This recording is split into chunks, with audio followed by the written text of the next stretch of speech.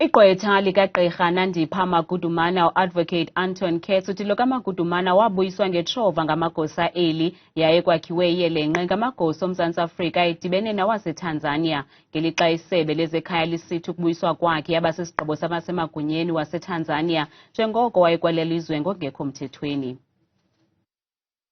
Bekuqhawuka unobathane namhlanje enkundleni ephakamileyo eBloemfontein eFreystata.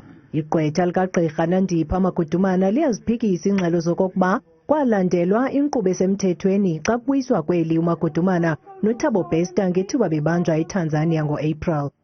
That this deportation from Tanzania was a disguised extradition in the sense that it was collusion between the South African officials and the Tanzanian officials, where they tell your lordship it was an agreement to deport. Abezogcina umthetho kweli kuquka igunya abantu lezotshutshiso nebutho lamapolisa bathi okaMagudumana noThabo Bester abazange babanjwe ngabo koko babanjwa ngamapolisa aseTanzania. She and one Mr. Thabo Bester were arrested by Tanzanian police officials in Tanzania because they were there illegally. They entered that country illegally.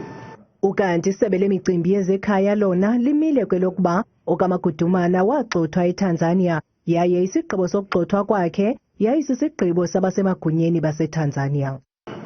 Tanzania made sure that there is a handover process at the airport to the High Commissioner, from the High Commissioner to the Department of Home Affairs.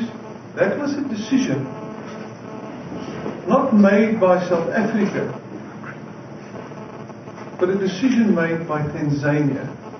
Ukanti umbuso uza kuphendula ngomvulo weveki ezayo.